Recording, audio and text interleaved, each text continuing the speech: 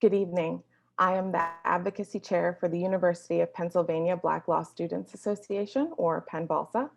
Welcome to Breaking the Chain of Oppression, Comprehensive Reparations, Part 1. Penn BLSA would like to thank our panelists, Professor Randall, Paige, Joki, and Dr. Nelson. We would also like to thank Penn Law for its support in making this event possible.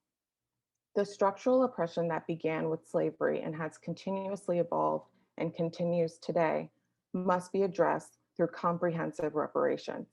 Black people must be compensated for these harms, and the oppressive structures must be dismantled to prevent future harm. In 2016, a United Nations working group concluded that the colonial history, the legacy of enslavement, racial subordination and segregation, racial terrorism, and racial inequality in the United States remains a serious challenge, as there has been no real commitment to reparations nor to truth and reconciliation for people of African descent. This UN working group encouraged the United States Congress to pass H.R. 40, Commission to Study Reparation Proposals for African Americans Act. If passed, H.R. 40 would establish a commission to examine slavery and discrimination in the colonies and the United States from 1619 to the present and recommend appropriate remedies. Tonight, our panel will focus on appropriate remedies in education, healthcare, and housing. I will introduce each panelist before their 20-minute presentation, and we will conclude with a Q&A session. You can submit your questions using the Q&A function on Zoom. Although our panelists will answer questions after their presentations, you can submit questions throughout the program. Our first panelist, Professor Randall, will give us an overview of the case for reparations and discuss reparations in healthcare. It is my honor to introduce Professor Randall, who holds the title of Professor Emerita at the University of Dayton School of Law. Professor Randall taught healthcare law and race and racism in American law for over 25 years. Professor Randall writes extensively on and speaks internationally about racism, health, and reparations. She is the recipient of the Ohio Commission on Minority Health Chairman's Award. Professor Randall provided health nursing services and served as an administrator for statewide health programs in Alaska. Involved in public health work for more than 15 years, Professor Randall focused on eliminating disparities in healthcare for minorities and the poor. Professor Randall served as a grant reviewer for the National Institute of Health. She has been recognized in Who's Who in the World and Who's Who in the United States. Professor Randall is the editor and webmaster for Race, Racism, and the Law, which has been on the internet since 1995. Professor Randall is the author of Dying While Black. More importantly, she is the proud mother of her adult sons, Shaka and Issa, and the Nana of Anjani and Makai. Professor Randall, thank you so much for being with us. I'll turn it over to you. Thank you so much for inviting me. This is a topic that I've been heavily involved in since I went to the World Conference Against Racism in 2001 in South Africa. I've been involved in racial health disparities my whole adult life in one way or the other. What I want to do is present a different way to think about equitable reparations. And I really appreciated the title that you all gave, Comprehensive Reparations, because too often what I see people do is talk about some aspect of reparation and oftentimes around compensatory reparations, and but not often dealing with the fact that the harm has to be repaired. That what we need, and I'm going to start with my conclusion. I'm going to come back here. We need a multi-generational trillion of dollars. I have no idea.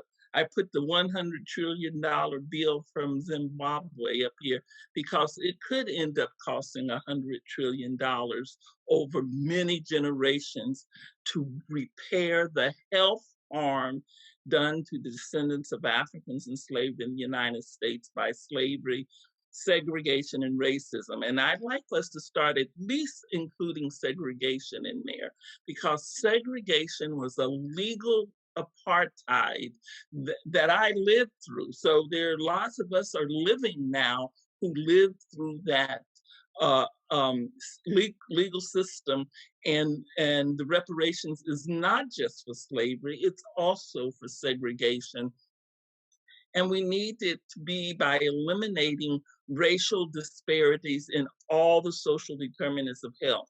And my argument is health is the only area where the science is on our side. The science says that things that happened to you in the past affect your health. Things that happened to your parents and grandparents in the past affects the health of affects your health. And it's the only area that says that you can't improve this aspect, health, without improving all social determinants. And so we will get into that.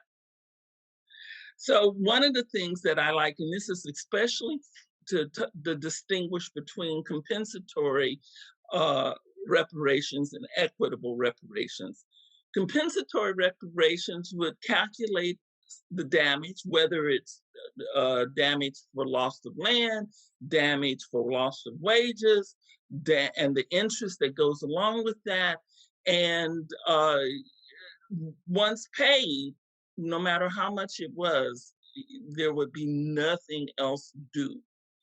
That's true even if it's not enough to cover the harm. And in fact, we find that a lot in remedies, a course that I taught. Equitable reparations looks at repairing the harm. It says to the party who caused the harm, we're not putting a dollar figure on it because the issue is repairing the harm. And you have to spend whatever amount of dollars necessary to do that.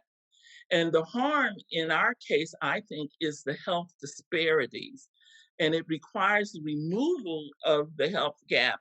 Um, and, and so under equitable reparations, the person would be responsible for removing the health gap in descendants of Africans enslaved in the United States.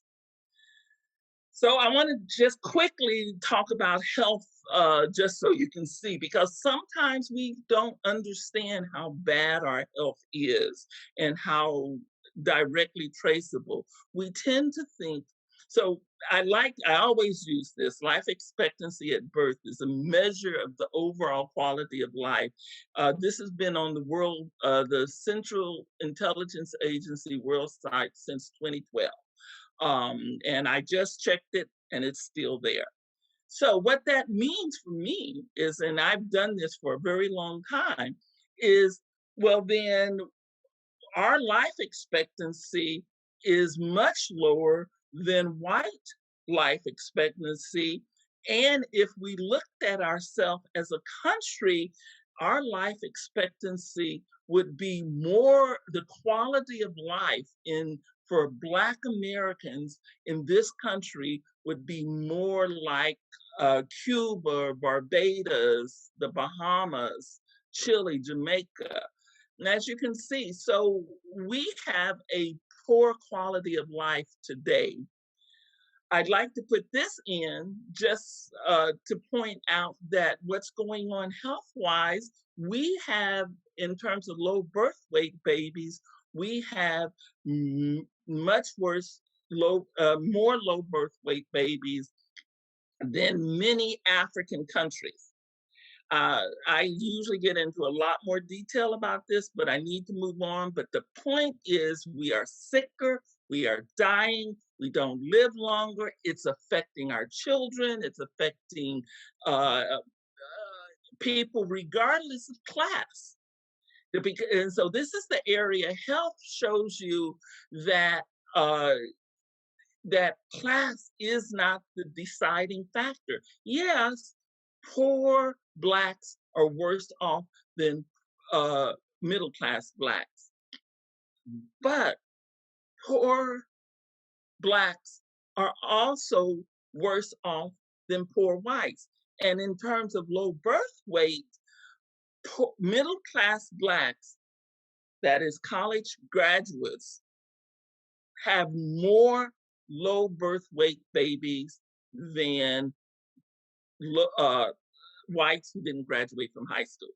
So health becomes an area where you can easily refute that it's class, not race. So what do we do about repairing that harm? We have this health disparity that comes down from slavery. It requires a holistic approach. Health already accepts that. They call it social determinants of health. Put in the terminology, the World Health Organization, the US Center for Disease Control. They all accept the idea that individual behavior and choices are not the most significant point in terms of the health. It is the communities in which they live. It is the factors like wealth, education, criminal justice, environment, healthcare, housing. It's the TGAD is targeting for tobacco, guns, alcohol, and drugs, employment, food, water, and stress of racism. All of those things come together to affect the choices that people can make, which then affects their health, both epigenetics health, biochemistry health, mental health, and physical health. So if we want better health, we're going to have to, if we want reparations to remove the health disparities, then all of these things on this list will have to be worked on. I just quickly put this up. I'm not going to spend any time on it. It's not in your slide because it was a slide presentation that I added less. But the point that I want to make is that chronic racial stress is caused by or worsened by COVID-19, by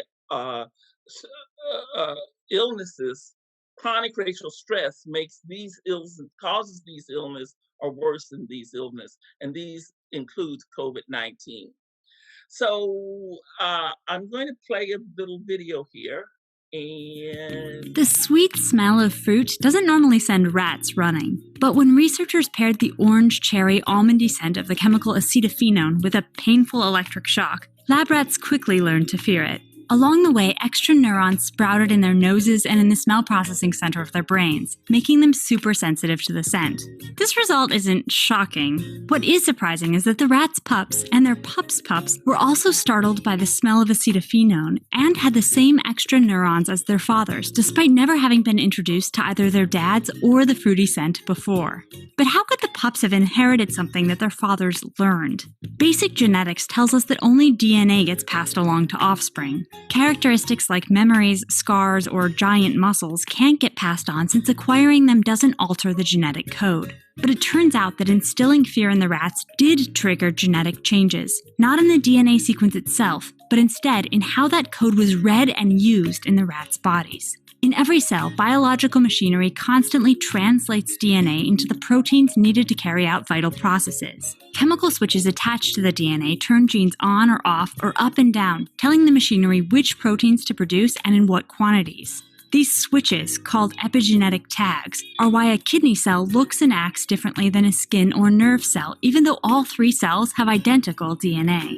But the switches in any one cell aren't set in stone. Teaching those rats to fear the fruity smell switched one of their smell-sensing genes into overdrive. Researchers don't know all the places in the rats' bodies where this switch got flipped, but they know it happened in one key set of cells, the rat's sperm cells, which would one day pass along the tweaked genetic material, making the next generation of rats super sensitive to acetophenone. Rodents aren't the only creatures demonstrating this weird type of inheritance. In Ivakalik, Sweden, boys who suffered through tough winter famines went on to have super healthy sons, with extremely low rates of heart disease and diabetes. And their sons had the same excellent health, living an unbelievable 32 years longer on average than the grandsons of boys who hadn't gone hungry. To be clear, this does not mean that we should start starving our kids for the benefit of future generations. Scientists don't even know yet exactly which switches the Swedish famines flipped. While we have been able to connect specific epigenetic changes to health effects in mice, we're a long way off from being able to make those connections in humans. Okay, so I think the signs, when I started in working on this 50 years ago, lots of us talked about this, but we didn't have the science to back it up. We had, uh, but now we have the science, and uh, and so what we have is this schema. Africans have descendants of Africans enslaved in the United States have never been well. They the transatlantic slave crossing was a stress that killed half of the people on the slave crossing. The rest that made it onto into the Western Hemisphere and put into slavery, and most of them did not go to America, but to other countries, endured slavery. We endured legal apartheid, we endured racism, and we endured we are in neo-slavery. And all of that is a chronic stress that it's a historical deprivation, and it's embedded social racial inequalities in our communities. And if we want to get rid of the health disparities caused by this, we are going to have to get rid of the disparities in wealth and education and the entire list. Yes, we can talk about changing individual behavior, but as a public health nurse, I can tell you that in working with an individual is about changing the health of an individual. If you want to change the health of the community, you have to change the circumstances in which they live. No amount of counseling one-on-one is going to change the total health of the community. You need a different approach, and that's what we have to argue for in reparations. So what are my recommendations for repairing the harm? First of all, I believe that a large part of the racial disparity in all of the system is caused by legal discrimination. In this country, you can discriminate based on race as so long as it is not intentional. And so if we want to remove racial disparities from all of these different systems, we're going to have a better anti-discrimination law. We are going to have to have an anti-discrimination law that looks like criminal law and tort law. That says, yes, intention is bad, but hey, recklessness is bad, and negligent, if you make a decision negligently that has the effect of discriminating based on race, you're responsible. Just like if you do negligence in tort or negligence in strict liability. And the fact of the matter, we may want to say that there's some discrimination that occurs that we're not going to ask whether it was negligent or reckless or intentional. You're going to be responsible for just because this discrimination occurred. The law doesn't allow that now. So we need multiple forms of, I'm not going to go everything here. If you have ones on specific questions on specific ones, I encourage you to ask me about them. But the ones that I think are essential are multiple forms of discrimination, covering all of we need to be able to get in court. Most people don't understand that it is almost impossible to get in court based on racial discrimination. We need to be able to have an organizational right of action because the injuries that are being caused can't be identified by an individual because they're statistical. And even though there used to be a statistical way in, you still needed an individual to sue. What we need is for the NAACP, for other organizations to be able to bring a lawsuit without a specific individual filing complaint. We need data collection that is centered around DAIS, that says, what is the status of descendants of Africans enslaved in the United States? Right now, we can't tell you that because all of the data collection is collapsed into Blacks. We need to repair, we need a racial impact assessment. We need all laws, policies, and procedures to be subject to a racial impact assessment. And that's not just health impact. We need all laws to do that. And then a decision that changes won't or will be made if there's a negative racial impact. We need to have research fund on epigenetic changes in dayas. There are currently research being done on epigenetic changes in the grandchildren of Holocaust survivors. There's also research being done on epigenetic changes in children of Vietnam era war veterans. We need research on epigenetic changes in dayas, and then we need to develop treatments based on that epigenetic information, and we need to provide healthcare free. We have to reduce racial stress. A major cause of illness in our community is racial stress. A couple of things, we need mental health providers with a specialty in dealing with racial stress. We've got to reduce racial microaggressions. I'm not sure how, but we have to. And we have to reduce and get rid of those system things that impact us, even if it's not directly hurting us. So mass incarceration, felony disenfranchisement, police abuse, and legal lynching is a stress that we feel and that hurts us, even if it's not our son, our family member who is killed or injured. Actually, I think I got through kind of quick. So it would leave some time for people to ask questions. Going back to, I usually do this presentation over 45 minutes to an hour. And so there's a lot of things that could have gone into more detail, but I trimmed it down for this 20 minutes. We have to have a multi-generational plan.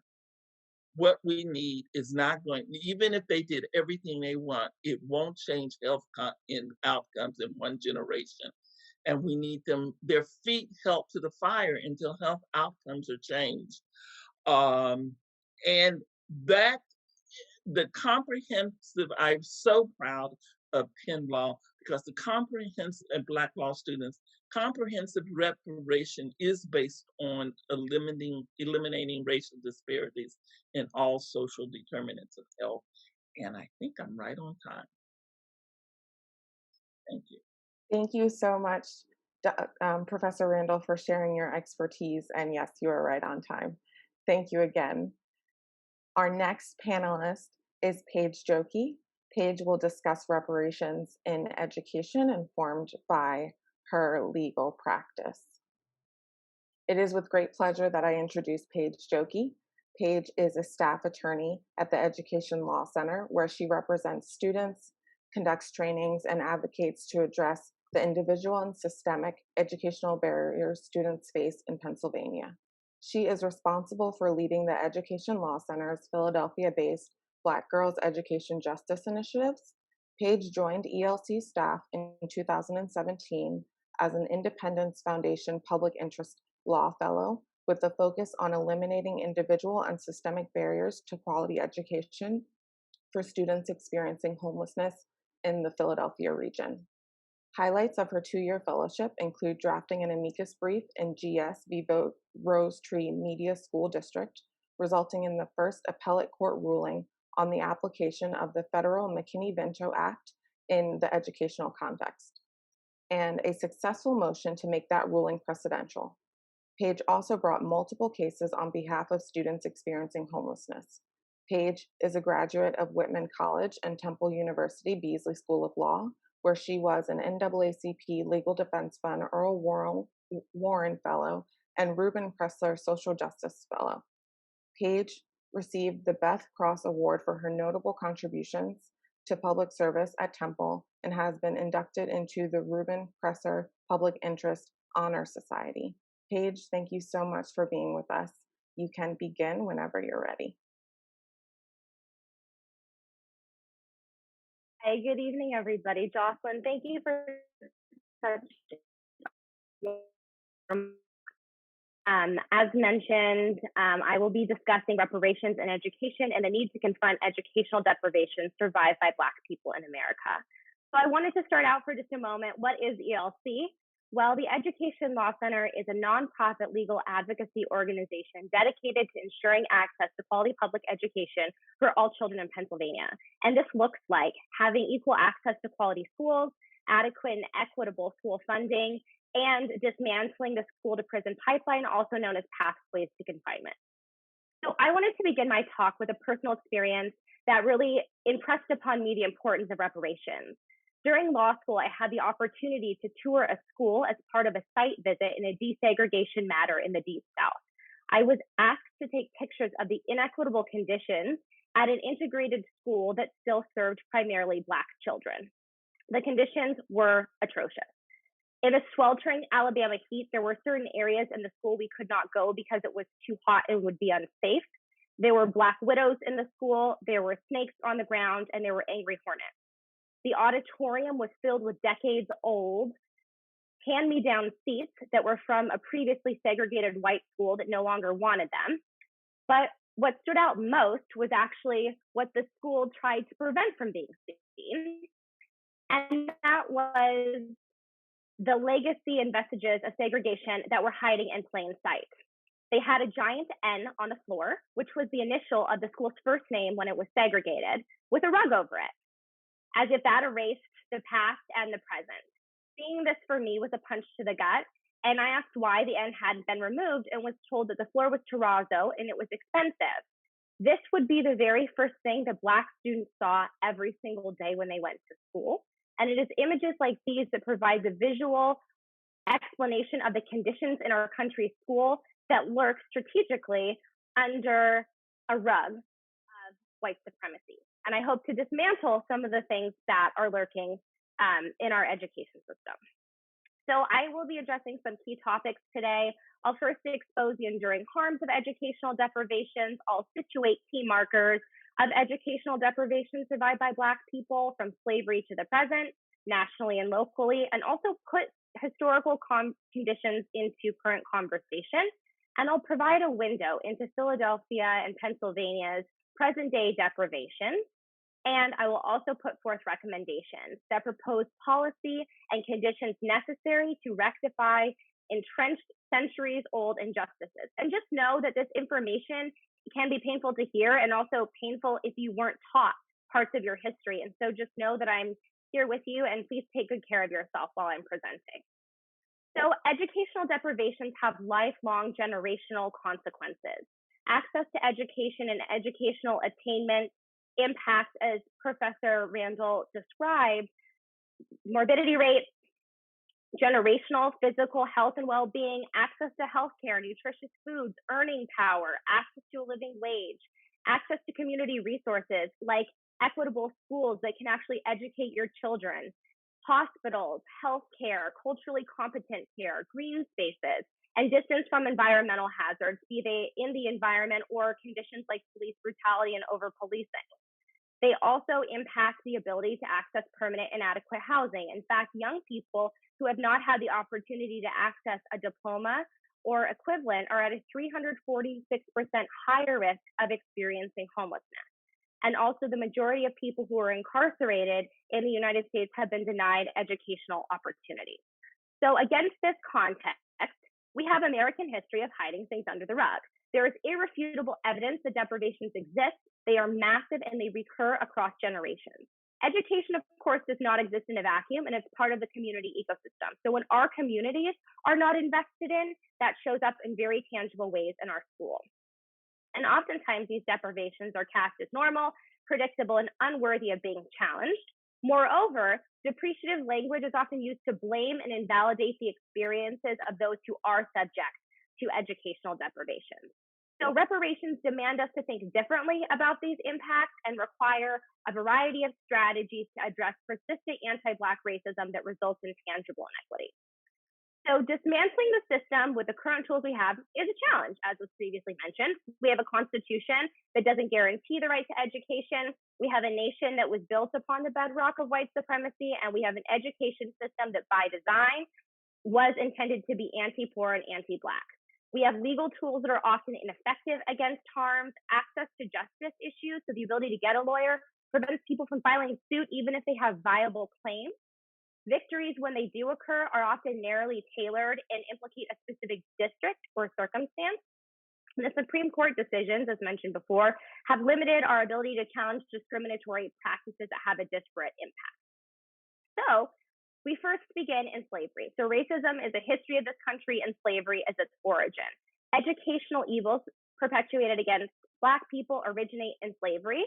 The education of people who were enslaved was explicitly prohibited, and education itself was cast as a specific threat to the institution of American slavery. As early as 1730, states were passing laws that prohibited education.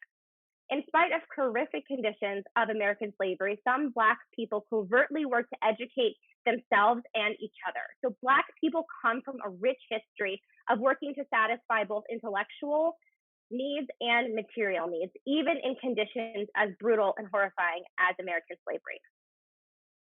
Educational abuses continue in Jim Crow.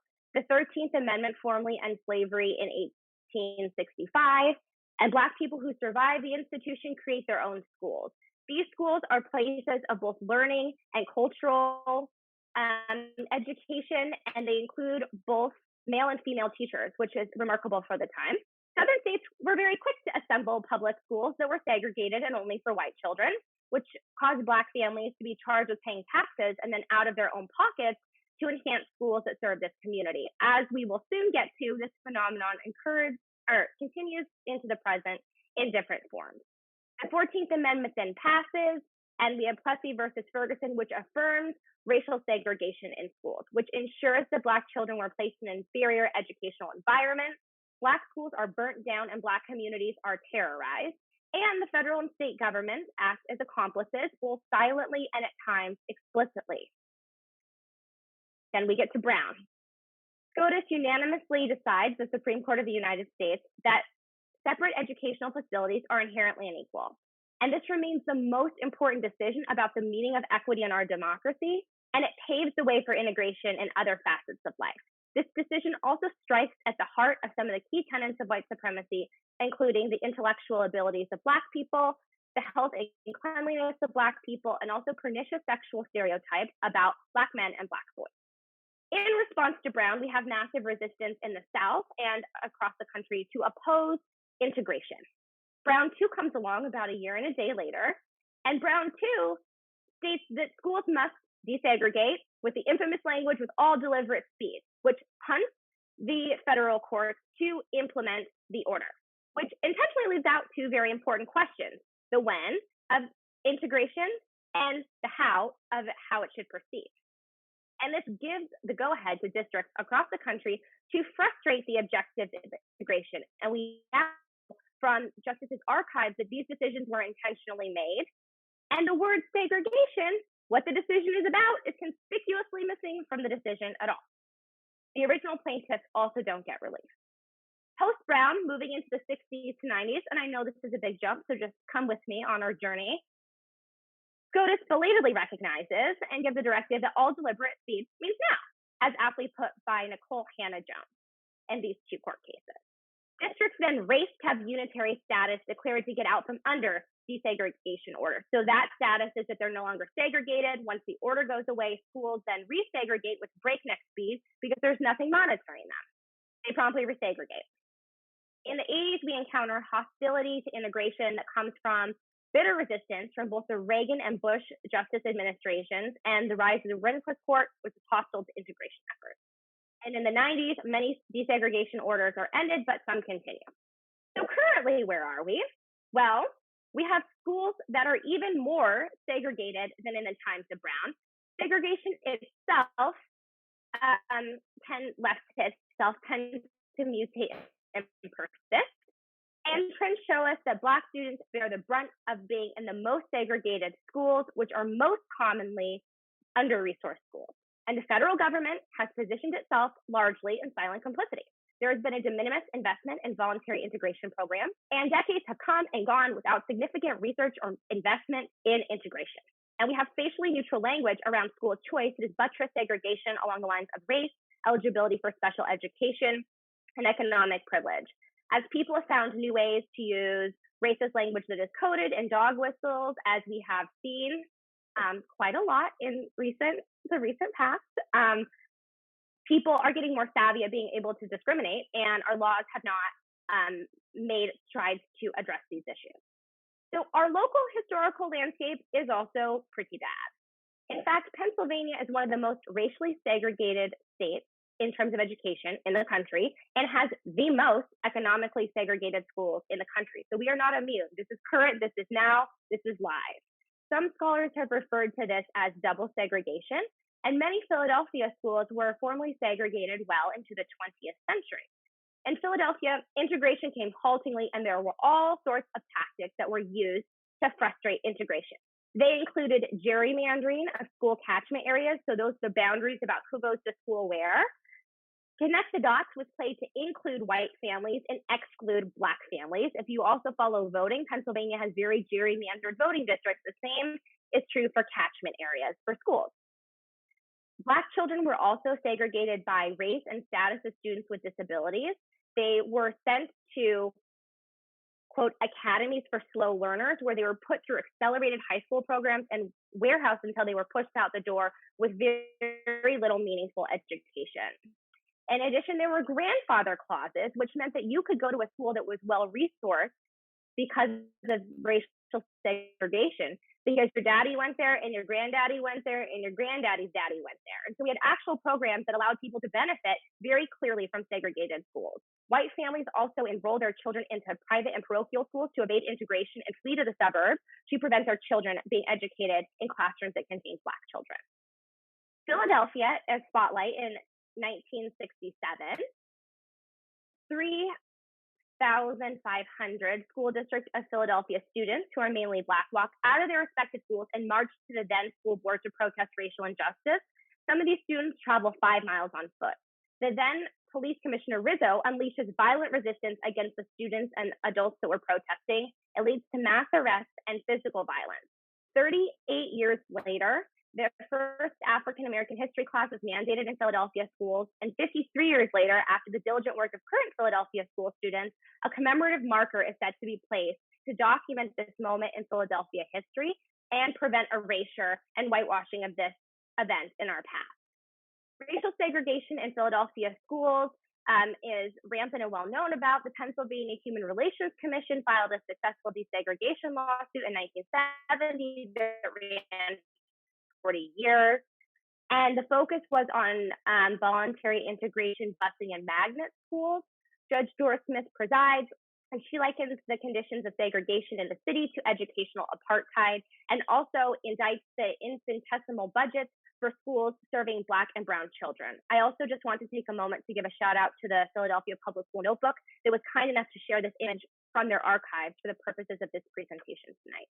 We also have foundationally inequitable funding schemes in Pennsylvania. Pennsylvania's constitution requires the General Assembly to have a thorough and efficient system of public education.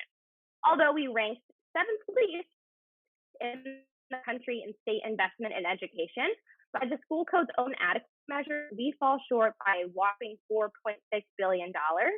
And the average adequacy gap in the students in the lowest wealth districts is $4,800 per student. Also, local funding for schools is the biggest resource for how schools get funding, and this is based on taxes.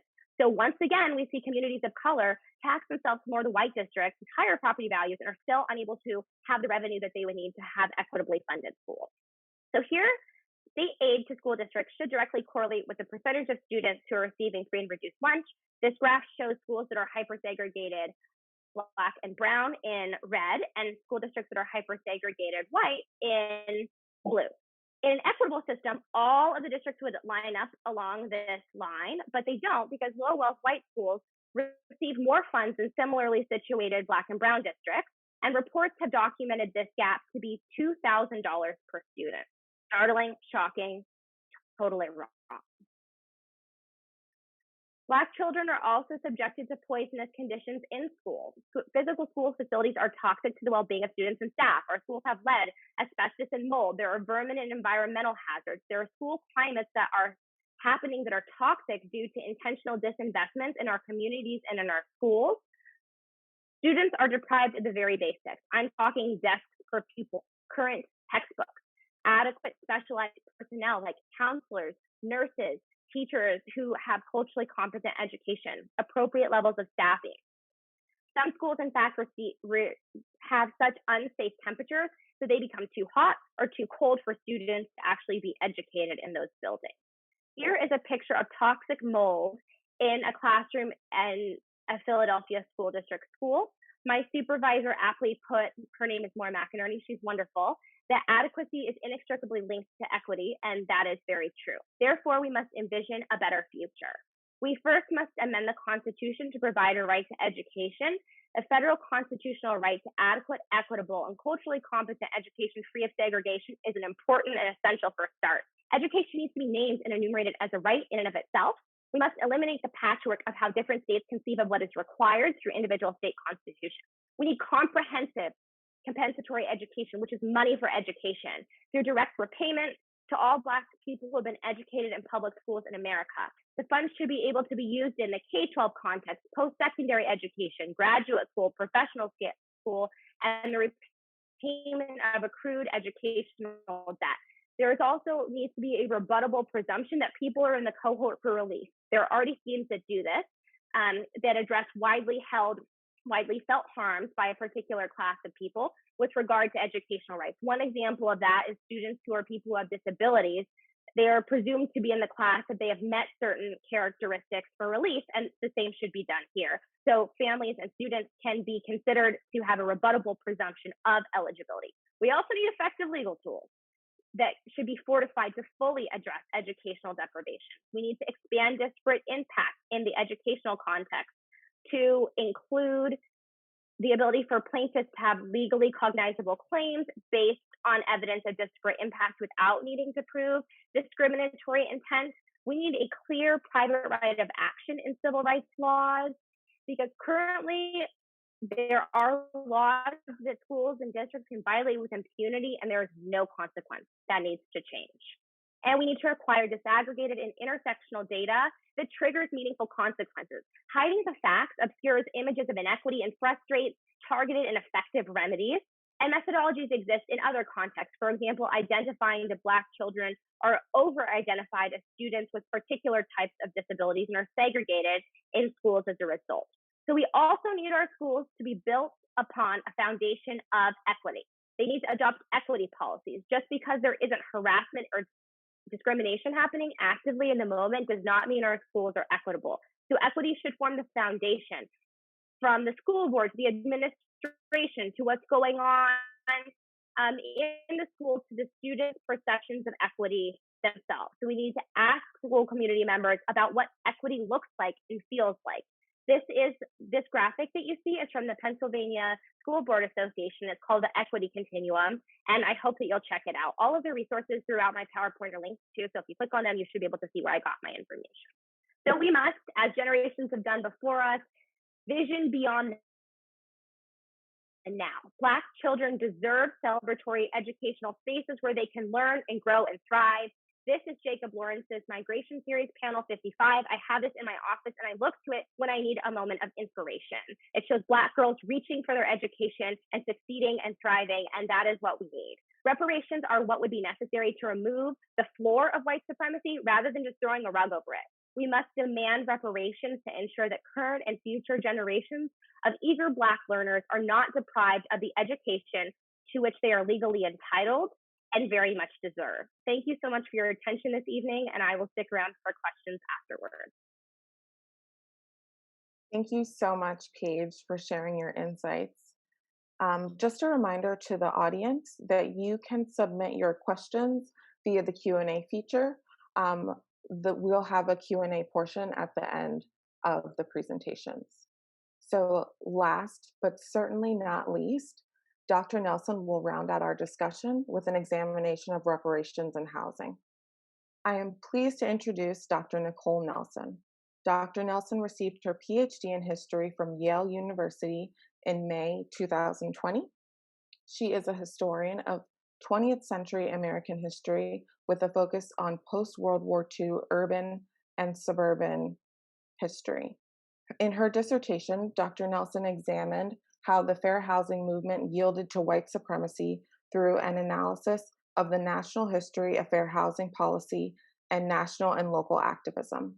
Her dissertation examined fair housing groups and federal agencies' failure to abolish housing discrimination.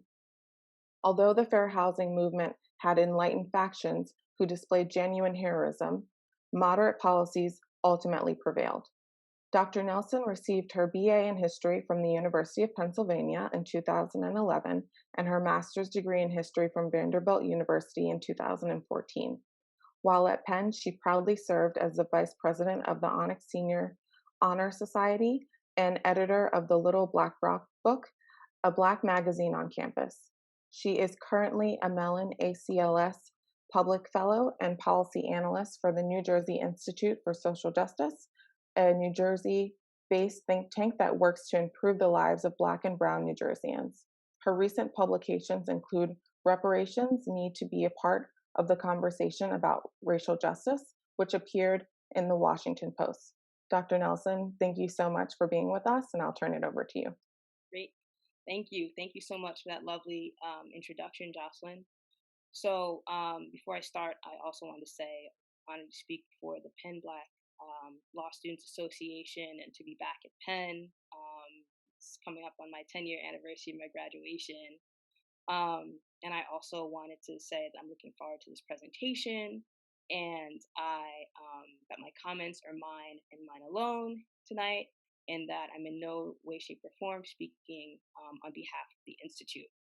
So to begin, here's a brief presentation outline. So I'll walk you through an introduction where we'll talk about how we're in a renewed age of Black Lives Matter, and how it's really let a spotlight on different conversations of racial inequality in different spheres, including housing, after George Floyd's tragic murder.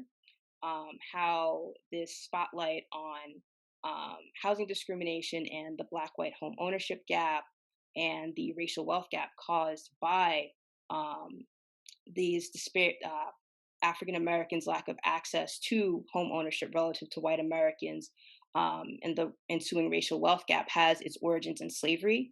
We'll talk about housing discrimination / government-sanctioned redlining, how the fair housing movement had a brief opportunity to remedy some of these disparities, but ultimately how its most prominent faction was plagued by white supremacy and was somewhat of a failure, as well as potential legislative solutions, as well as potential legislative reparative solutions. So we have a renewed interest in the age of Black Lives Matter, more protests, a renewed conversation about structural racism, so much so that even 7-year-old Winta Amor Rogers went viral shouting "No justice, no peace," so that the littlest among us could see that there was seriously a problem in light of George Floyd's tragic murder. And we've had these calls for anti-racism in different spheres, in employment, in education, as Paige talked about, in healthcare, as Professor Randall discussed, of course, criminal justice with calls to defund the police, and of course, housing. And it's odd that housing is often overlooked, considering where you live determines your access to a lot of these other spheres, and that if you live in an under-resourced neighborhood, your neighborhood could be a vector of inequality. And that shines a light on George Floyd's America, the country in which he lived in and unfortunately died in, and the lack of access to opportunities that he, like many other Black people, had. And it shines a light on the history of disinvestment in Black neighborhoods. And that disinvestment in Black neighborhoods and Black people extends further back, it extends to slavery. And as we see, that's ironic considering that slavery is the basis of American prosperity. Historian Stephen Dale, in his book, Carry Me Back, he estimates that enslaved people were worth about 3 billion people based on 1860 estimates. And that's 3 times the nation's capital 7 times the amount invested in banks, 7 times the value of all currency in circulation, and even 12 times the amount of the cotton crop, which was a crop that very much fueled American prosperity. 12 times the amount of the cotton crop, which is almost fathomable.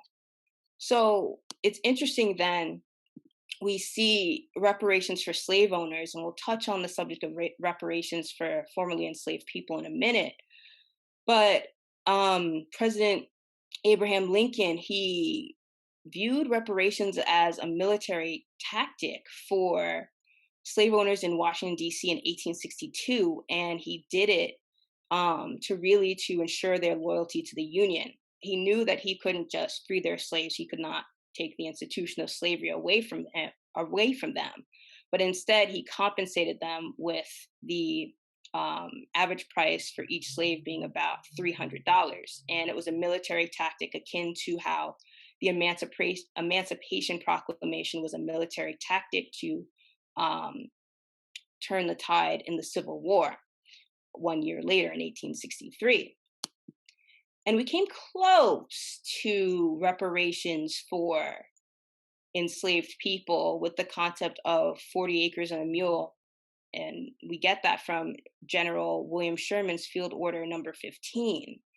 And with 40 acres and a mule, basically that would have amounted to, according to economist William Darity, 400 million acres across Florida, Georgia, and the South Carolina coastlines, the coastlines of all of these 3 states. But President Andrew Johnson reversed it. Imagine the wealth that was deprived from African Americans. Imagine the wealth that would have been put into African Americans' communities. And before home ownership, the primary means to achieve wealth was through land ownership. Instead, what many African Americans got was sharecropping and constant cycles of debt, where formerly enslaved people, they had few options for labor after they were freed. So many of them ended up working on their former master's land. Even though they were free, they were very much tied to the land. They grew crops, but they had to pay for their plot of land, their tools, anything else that they needed. And they were in a constant cycle of debt to planners, to their former masters, and they could not get ahead financially. And even when African Americans were advancing in places like Tulsa, in the Greenwood neighborhood of Tulsa, you saw that even that was under attack, where the white residents of Tulsa were so jealous of African American Tulsans' prosperity, so much so that the neighborhood was nicknamed Black Wall Street, that they made up a rumor that a young Black man had raped a young white woman, and their quote unquote revenge was leveling the neighborhood by burning 35 blocks, destroying a little over 1,000 homes, killing approximately 300 African Americans. And the property damage was somewhere between $50 million and $100 million when adjusted for inflation in today's numbers. And again, that just represents the theft of wealth from African Americans. And this theft of wealth hardened.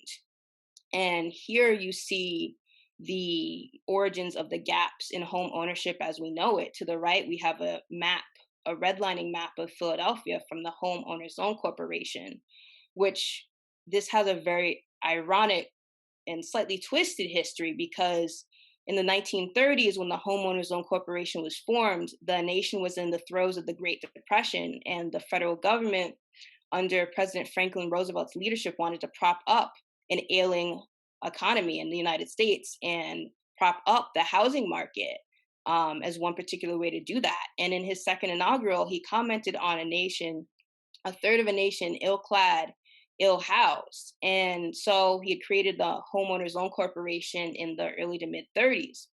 And really, we saw these appraisals trying to eliminate risk based on several characteristics like the age of the houses, ethnicity of residents, and most notably race. So neighborhoods that received the highest rating of green were predominantly white and affluent, and they received recommendations for bank loans for homes in neighborhoods that were Black, or even had a few Black people. They were redlined. They received the lowest rating of red, and they were denied bank loans for homes. So it became very difficult for African Americans to achieve home ownership in the United States. And this has devastating consequences still to this day. As we see even in Philadelphia, there's a serious Black-white home ownership. If you look at this map on the right from Social Explorer, you can see that African Americans have a home ownership rate of about 48%. According to the Urban Institute, which has a slightly higher rate for the Black home ownership rate in the Philadelphia, Camden, and Wilmington area, that's at about a little bit over 49%, but that still lags heavily behind the white home ownership rate of 75%. You also see this nationally, unfortunately. The white-Black home ownership rate is about 30 percentage points, 72% to 42%. And Laurie Goodman and Christopher Meyer have traced out how this home ownership rate has fluctuated from 43% in 1985 and 95 to a little over 48% in 2005, and decreased to a little over 42% in 2015. And a large reason for that fluctuation is due to the Great Recession and its overall impact on homeowners, but also how subprime loans, which carry higher interest rates, specifically targeted Black and other communities of color and had a devastating impact on Black homeowners, and could be a large reason for the decline in home ownership between 2005 and 2015. You also see lower median property values for Black people nationally. Andre Perry of the Brookings Institution estimates a loss of about $48,000 per Black home and $156 billion in cumulative losses for Black America. Most saddening of all is that you could have the same home in a Black neighborhood, in the same home where everything's the same, the number of rooms, the structure, the age of the house, and just because that home is in a white neighborhood, it will be appraised at a higher value. So, pivoting slightly to the topic of my dissertation, you saw a glimmer of hope with the fair housing movement. I'm terming it America's unfinished civil rights movement because a lot remains to be done in this category. So the fair housing movement is an offshoot of the civil rights movement, and it tackles housing discrimination. And it wants to make the housing market fair for Black people, as well as other people of color and other protected groups. And the fair housing movement was comprised of civil rights organizations like the NAACP, who notably argued before the Supreme Court and won the court case Shelley versus Kramer, which ruled racially restrictive covenants were unconstitutional. And fair housing organizations like the National Committee Against Discrimination in Housing, who fought and lobbied for fair housing laws. As you see on the right, you see that image of President Johnson signing the Fair Housing Act, and I'll touch more on that in the next slide. And you see really that the National Committee Against Discrimination in Housing, which was formed in 1950, it advocated for fair housing on two levels. The first of which was advocating for the Fair Housing Act, as well as lobbying for state and local fair housing laws. And it advised hundreds of integrating communities from 1950 to 1987. But unfortunately, as those communities were, integrating, it stressed that the primary means by which African Americans could achieve some sort of home ownership or have equal access to the same level of goods and services as white Americans was only by moving to white communities. They weren't so much interested in reinvesting in Black communities. And because of that belief, they represent what I'd like to call the moderate branch of the fair housing movement, because there were more enlightened alternatives. So you saw some challenges to the National Committee Against Discrimination in Housing in their moderate view of fair housing, most notably at the 1968 National Committee Against Discrimination in Housing Conference, where just as there were Black Power civil rights activists, there were Black Power fair housing activists who were questioning this model of integration, and they wanted integration, or should I say fair housing on Black people's terms. They wanted Black people in a lot of these integrating communities to have access to the power structure. They did not necessarily want integration for integration's sake, but rather for access to resources. You also saw what I'd like to call the progressive faction of the fair housing movement. So this third faction, they really began to challenge the NCDH, the National Committee Against Discrimination in Housing, because they focused so solely on African Americans moving to white neighborhoods. These progressives also challenged some of the racial attitudes of many of these NCDH leaders, many of whom were white, but some of whom were also African American. And basically, they wanted to give African Americans a choice between moving to white neighborhoods if they so chose, but also remaining in their neighborhoods, and that reinvestment required a choice. And as the National Committee Against Discrimination in Housing was having financial issues and ultimately collapsed in 1987, these progressives who were really had been previously witnessing the NCDH's activities in the 70s and were getting increasingly turned off, they decided to let the NCDH collapse, not revive it, and form their own organization in 1988 called the National Fair Housing Alliance. And with that, we have questions about, is it possible to have meaningful reinvestment in Black communities as these progressive fair housing activists envisioned? Well, there's certainly flaws with the Community Reinvestment Act as it stands, as it was envisioned as a remedy for redlining and how these communities were starved of capital, of home loans, of bank loans, but really it lacks specific language. It's been used as a tool of gentrification because it says that, sure, you can't starve communities of capital.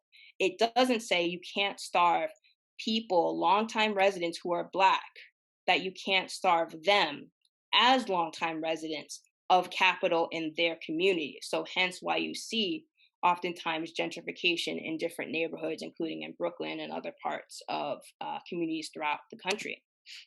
So the National Fair Housing Alliance gives me hope for reinvestment in communities through its partnership with the Department of Housing and Urban Development in 2013, how it filed an administrative complaint against Wells Fargo for disparate treatment of foreclosed homes, also known as real estate owned properties, REO properties.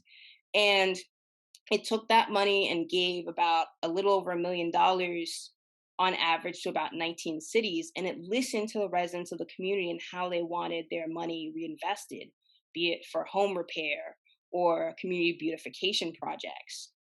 And that brings me to some potential future ideas for reparative policies, so legislative recommendations. So one, create specific home grants for African Americans as a specific group to offset the accumulated disadvantage of slavery, housing discrimination, etc., given that everything they've gone through from slavery to the present, especially redlining. Two, update the Community Reinvestment Act to include specific language to assist solely longtime African American residents who historically resided in their redline communities. Again, given the flaws with the Community Reinvestment Act, I feel that's very much needed. Three, create a national fair housing office like the Justice Department and how it prosecutes civil rights cases. And this office could conduct housing audits to investigate and find and suss out the housing discrimination amongst landlords and also real estate offices, and file these lawsuits and reinvest the money in Black communities, as we saw with the National Fair Housing Alliance. And I mentioned the need for a separate office, given that the Department of Housing and Urban Development oversees the FHA, and the Federal Housing Administration, the FHA, has a problematic history where it took notes from the Homeowners Loan Corporation and its appraisal maps and applied those throughout the country as well. And lastly, demand an increase in federal and state funding to fair housing organizations like the National Fair Housing Alliance, the nation's only organization solely devoted to fair housing.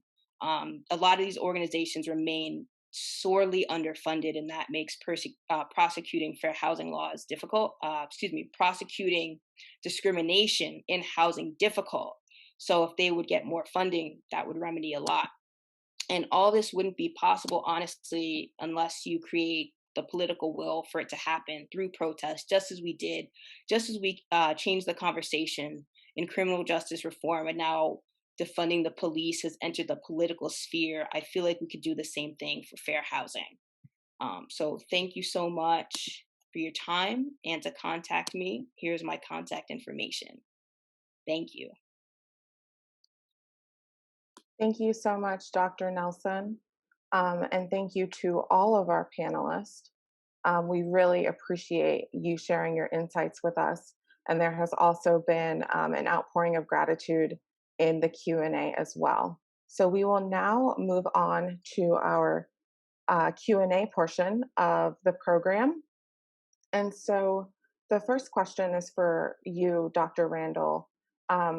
This person thanks you again and asks if you could clarify whether whether thoughtful reparations are different from compensatory and equitable reparations, or whether equitable reparations and compensatory reparations are the same thing.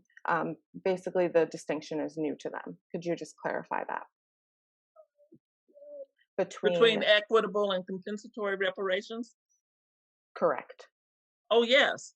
Compensatory reparations is really just about getting money.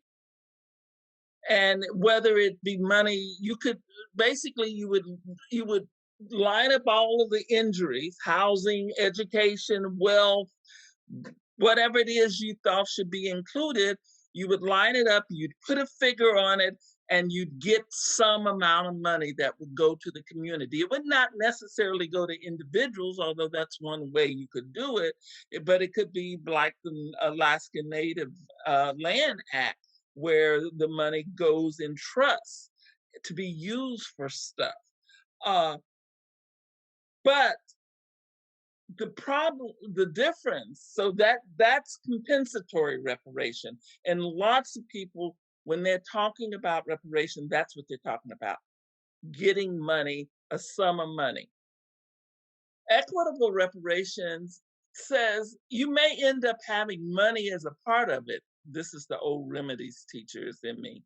You could have money as a part of it because there's no way to get rid of the wealth gap without dealing with money, and giving access to people to wealth.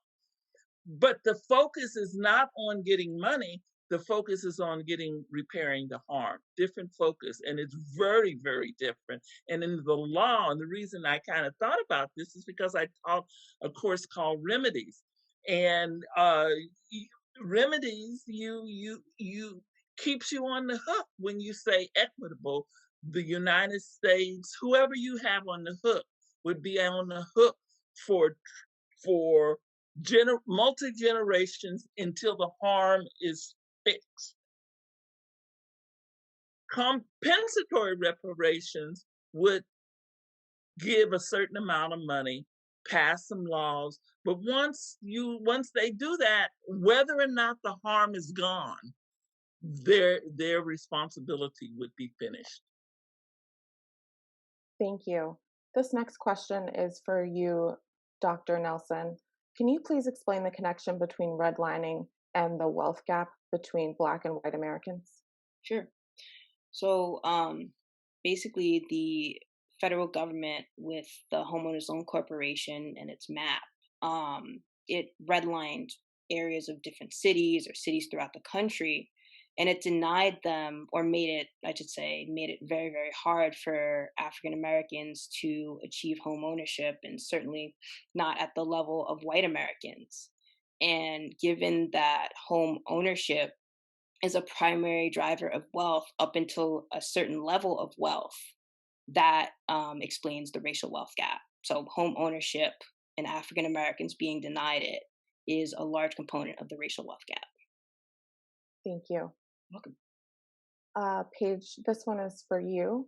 How can the Penn community actively support or encourage a community visioning or decision-making process regarding the $100 million commitment from the University of Pennsylvania to the Philadelphia School District? This seems like an important and timely decision, and I wouldn't want to miss its potential by excluding the necessary voices. Absolutely. What a thoughtful question. And I couldn't agree more.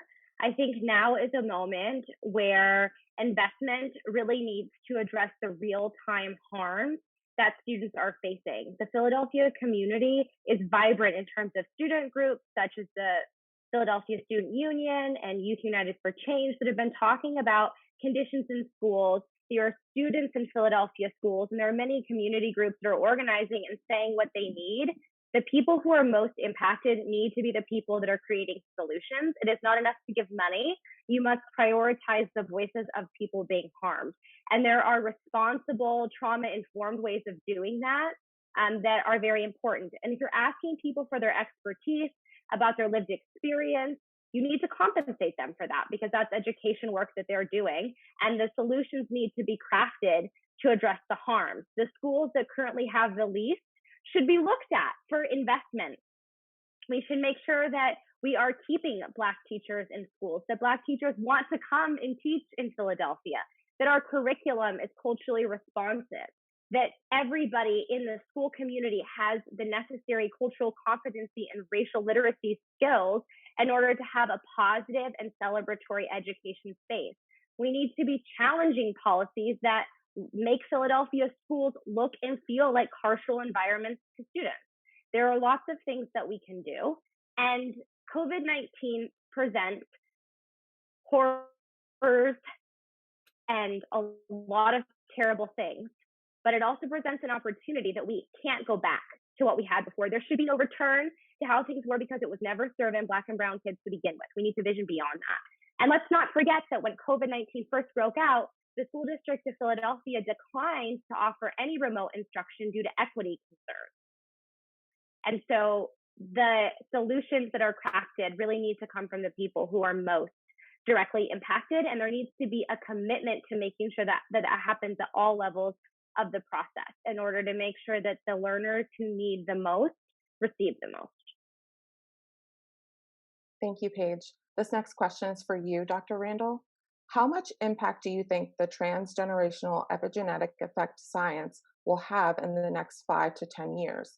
Is this a realistic vision for a domestic and international reparations response? I think it's I have been trying to push that the younger generation needs to file a lawsuit against the United States government in the name of those of us that are still alive.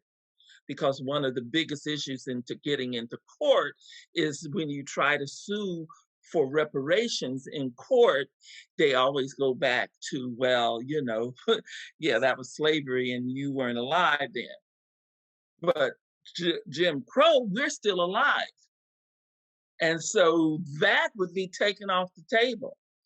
Transgenetic, and thank you for the new term, I'll have to get it in my memory, but epigenetics is a science that we can hang our hat on if we choose to, because it's being used.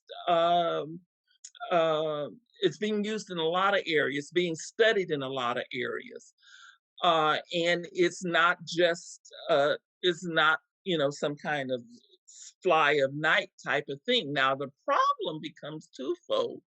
One, I don't know that people want to go. How much do we want to go down that road ourselves? Because it's difficult to talk about epigenetic changes, even if the changes weren't caused by us, even if the changes was caused by slavery and segregation, we are still saying that the reason we have a lot of illness in ourselves is because there's something not quite right with our bodies. And I don't know that I wonder how much this descendants of Africans enslaved in the United States will want to make that argument. But if we can make that argument, I think it's probably the strongest argument, legal argument, because health sciences is on our side. Thank you, Dr. Randall. Dr. Nelson, back to you. How can we ensure that African Americans are protected from eminent domain? That's tricky. Um, I'm wondering if some sort of protection about of African American neighborhoods, some sort of specific designation of African American neighborhoods, given the history and how African Americans have been, how our neighborhoods have been targeted for eminent domain, how we've oftentimes had freeways go through our neighborhoods, or our neighborhoods as sites of urban renewal projects. That's something that I would definitely have to think about more, but I'm wondering if there's some sort of like legal protection or site protection, almost akin to some sort of historical designation that could be assigned to African American neighborhoods and African Americans, like although we are protected class under the law, some sort of additional protected status. It could be similar to the protection that is being provided to Alaskan Native communities. That came to mind. I was thinking about that. I was wondering. The land, but it would require, again, it would require somewhat a change in our mentality. That is, we would have to stop wanting to hold things completely individually and hold it as a community. And you can sell it, but you got to sell it back to the community. So that it doesn't, and that's important because a lot of the lost wealth for Native Americans was by having all their land sold to individuals when at a point. Yeah. Yeah. Thank you both. What do you think about that, Dr. Nelson? I think that represents a possibility. I've had a friend mention a little bit of Native Americans and their particular history, and it's always intrigued me, and I would definitely have to do more reading into that, but that's definitely something to consider. Thank you so much for that suggestion. Thank you both for weighing in. The next question is for you, Paige. The Education Law Center works to stop the school to prison pipeline. What specifically does ELC do to achieve this end? How can it be translated into law and policy? So Education Law Center has two offices, one in Philadelphia and one in Pittsburgh, and both offices run Black girls' education justice initiatives. And I am fortunate to lead those in the Philadelphia office. And what my work looks like is looking at school conditions and how they impact students because they are Black and because they are girls. And so a lot of my work involves listening. So what is happening in school? What is the policy that's excluding you? What do you need to change? And I find that oftentimes while I'm the person who somebody calls when the situation is really terrible, I might be the first person to ask, what do you need in school? And what do you want school to look like? And it should not be the person who is the lawyer who is asking that question for the very first time. And so my work looks like disrupting those systems. It looks like doing what I consider to be individual reparations work. So what conditions need to be remediated in the school? What policy changes need to be made? And so that's some of what we do. So we take individual cases, we take systemic cases. One of my favorite things is providing know your rights training to young people who are in school so they can learn about, like, if a teacher grabs me in the hall, what do I do? What are my rights? Who do I call? Can I call you? And I think that those are very important aspects.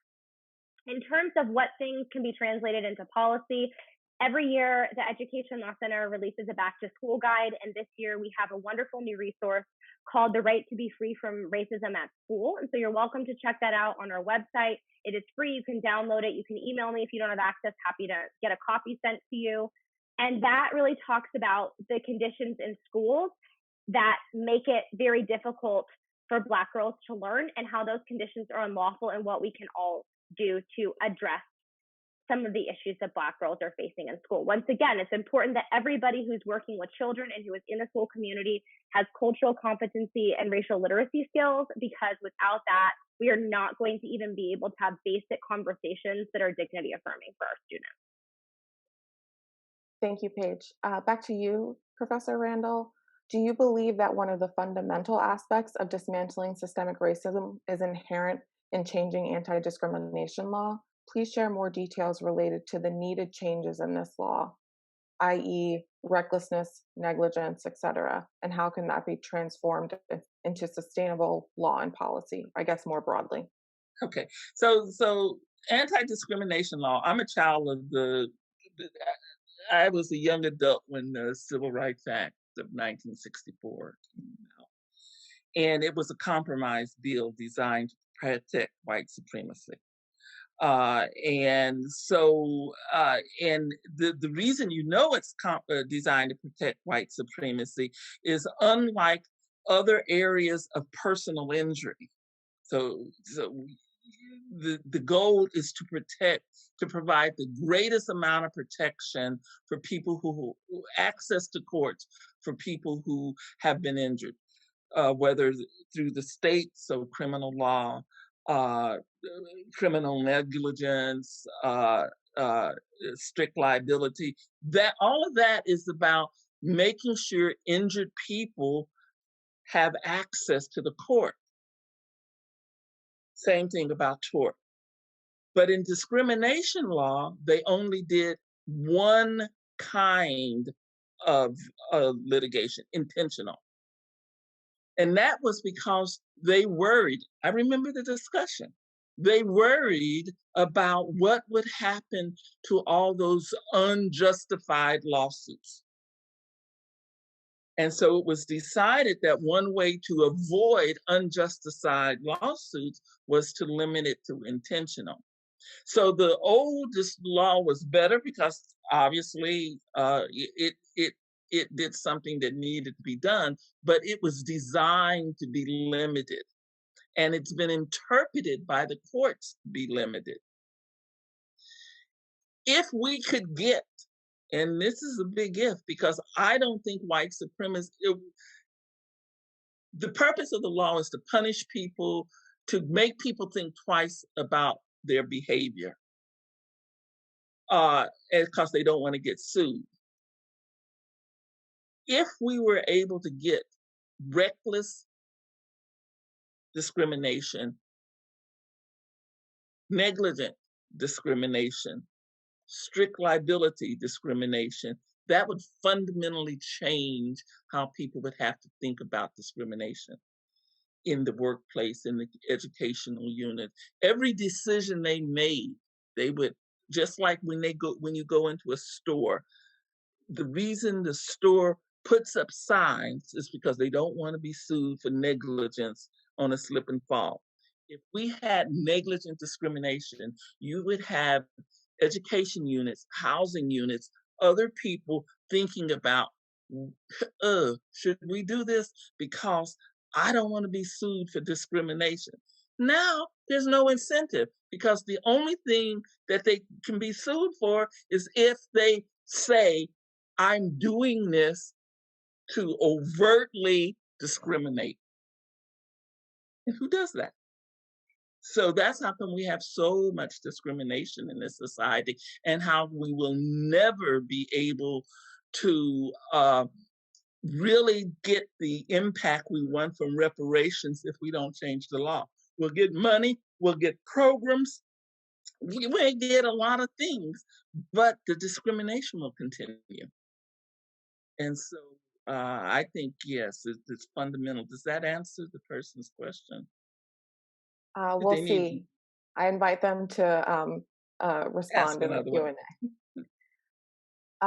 The next question is for you, Dr. Nelson, from a community activist fighting for the restoration and restitution around Bruce Beach, and also for reparations in Manhattan Beach. How do you convince this predominantly white and arguably racist city to provide housing restoration and to make amends for their past? Start off by saying yikes. That's challenging. So it's racist to this day. It's not like it has necessarily a progressive history. I would probably say a few things to that.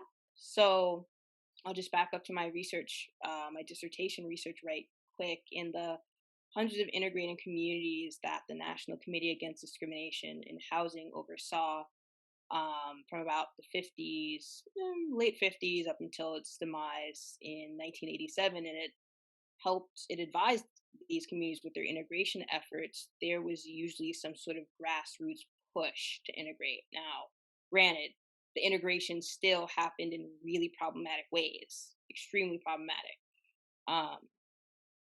But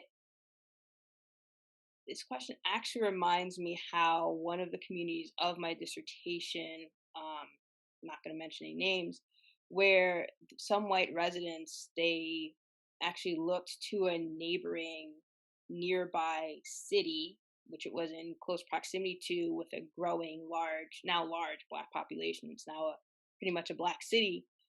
And even, let's say, before this particular city started having rebellions in the 1960s, it gave some aid to that particular city. And it did so because it knew that its prosperity was probably contingent on the lack of opportunities that African Americans had nearby. So it temporarily shifted from a moderate vision of fair housing to a more progressive vision, let's say, where it started to reinvest in this Black city and to do certain things, to donate clothes, to set up dental clinics, to set up certain programs for African American children and really give back. So I will say that with the white residents in the community, were they hardened racists like the KKK? No, certainly not. They were white liberal racists. So they were trying to do the right thing, but still having certain biases, certain hangups unbeknownst to them. And again, they did do the right thing, but ultimately a moderate vision, even in this community, ultimately prevailed and is the dominant way in which the community operates. Now, as for that, I'm not sure how, given that these communities are seem pretty much like hardened, like racist communities, how they would atone.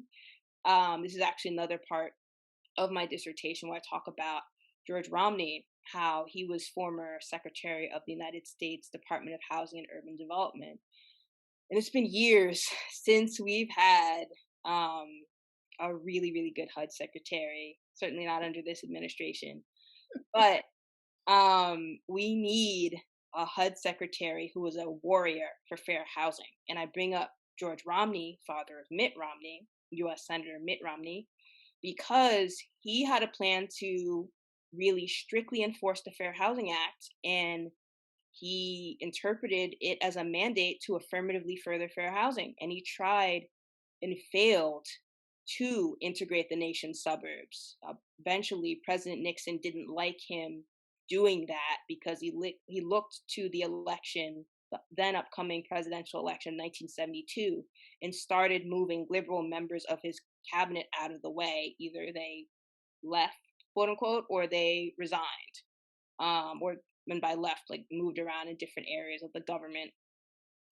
So we would need a warrior, basically, as HUD secretary. HUD can do so much, but it's a shame that housing, that department is treated so poorly. So it would really take an advocate in that department to work with perhaps fair housing organizations throughout the country. And how could I forget the fair housing organizations, especially like the National Fair Housing Alliance? They do good work. They would be potential allies as well. Thank you, Dr. Nelson. And we have time for one more question. This one is for you, Dr. Randall. Also, your previous answer was sufficient. The person got back to us in the Q&A. So thank you again. Last question. Instead of suing for reparations, what would be the impact of suing on the basis of genocide as it was taken to the United Nations in the late 1940s through the early 1950s? Well, first, it's a good question, and have done a lot of work with the United Nations, and the problem with suing for, well, first of all, I'm not sure that that descendants of Africans enslaved in the United States, and I keep using that term because we have a lot of Black immigrants. And when we're talking about reparations, and we're talking about, and I'm not arguing, don't get me wrong, I'm not arguing that systemic changes should only go for DAIS, but how DAIS is doing is the measure of whether it's effective. and Deus did not suffer genocide. Deus, and I mean, Native Americans definitely have a claim of genocide, but I don't know that we have a claim of genocide. And also, I don't know how we get before the UN. Maybe someone with a better understanding. My understanding of the UN is you really don't have a right to sue under international law unless the states that you are in have signed the treaties in a way that allows you to sue. And the United States has done a good job of making sure that American citizens don't have individual rights to individual courts. Now, yes, we can go before the UN, we can make a charge of genocide, but I don't know that we can sue in the courts of international courts because the United States hasn't provided us that right to be able to sue. Plus, I don't think genocide is a substitute for reparations.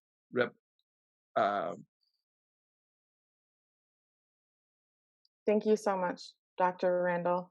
And we had a question about whether this would be posted. So yes, this panel has been recorded and it will be posted in Penn BLSA's forthcoming Reparations Resource Center. Just in closing, as Dr. Nelson said, we must continue to ignite the political will for reparations. HR 40's success will depend on the composition of the Senate. So I encourage all of you to get involved with the Georgia runoff elections. I really hope that you all got something from this panel. Thank you for our amazing panelists for sharing their insights and expertise with us. And thank you all for joining us. We hope you were enriched and inspired by tonight's conversation. Take care. Have a good evening. Thank you. Thank you. Thank you. Thank you for an excellent panel discussion. Thank you. Thank you.